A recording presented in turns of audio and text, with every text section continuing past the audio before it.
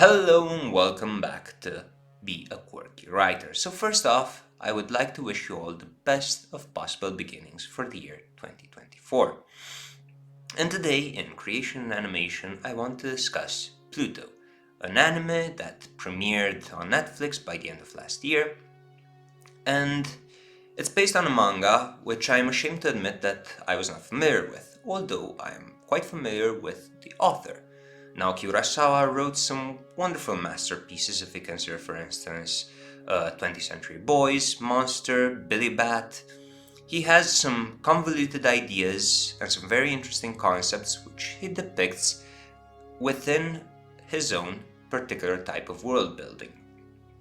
And there are various reasons why I wanted to analyze a bit of what's going on in Pluto.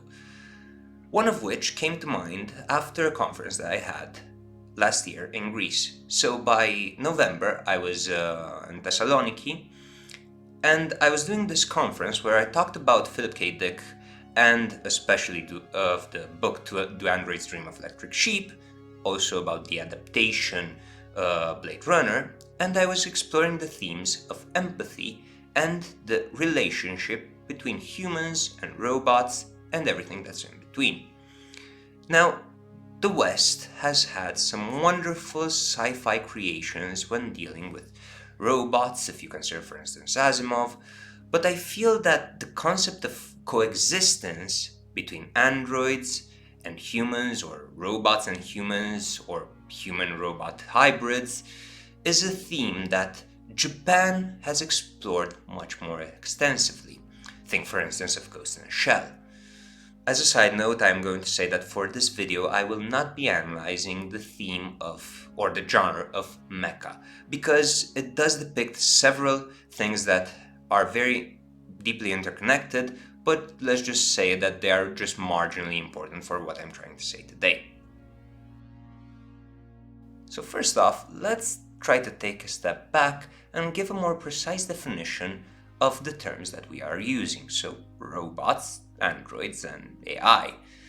One first striking difference, in my opinion, is the fact that robots, at least in our current imagery, is just a more generic term. A robot can have an AI, so an artificial intelligence, and although it could have a humanoid structure, it is still visibly mechanical in nature. Where a robot has self-consciousness and empathy, that depends entirely on the genre that we are analyzing, the literary mediatic works that we are considering, and so forth. I would argue, however, that that degree of self-consciousness is just a transcendence level that robot has not necessarily reached.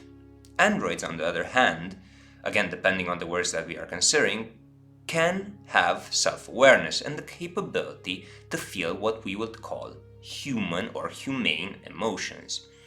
Also, an android can have human features, and in certain instances, an android can even be indistinguishable from a human being.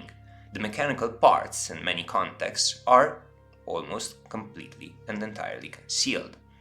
Now, in my opinion, Japan, especially in the manga and anime industry, pushes more and more the boundaries not only of these definitions, but it also explores the relationships and their interconnecting themes of empathy between androids and human beings.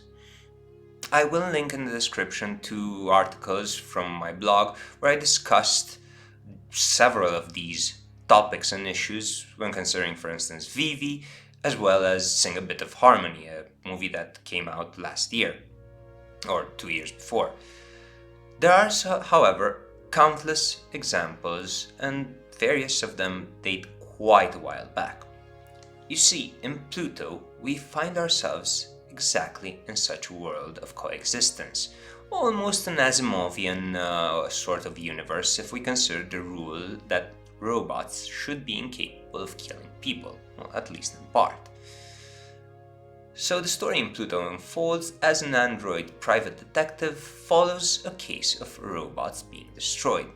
I will not discuss the plot in its entirety. I will just mention some parts of the world building, since it is a very easy 8-episode binge, and I think that you deserve to watch it for yourself.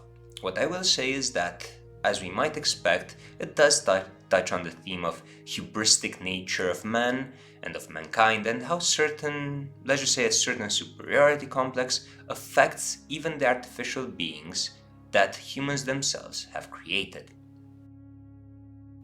So let me finally explain why Pluto pushes in a way the boundaries that have previously been mentioned and how certain themes are explored.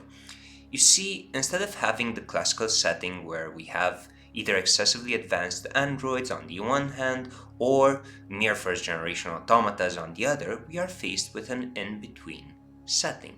Pluto explores the twilight between robots transcending human beings and the ability of humankind to adapt to these new circumstances that they are facing.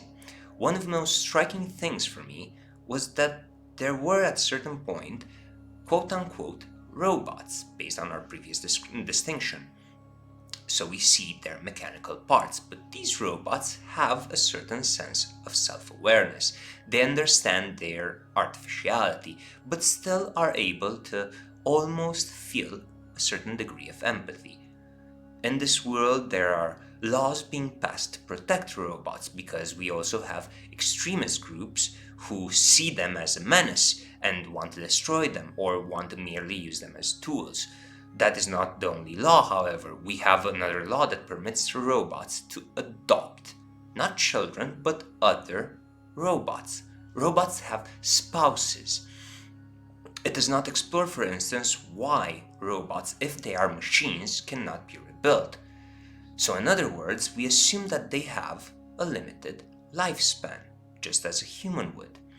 The protagonist himself has memories, and the scientific community concurs that he also has a subconscious. The protagonist is also an android, so he would be undistinguishable from a human being.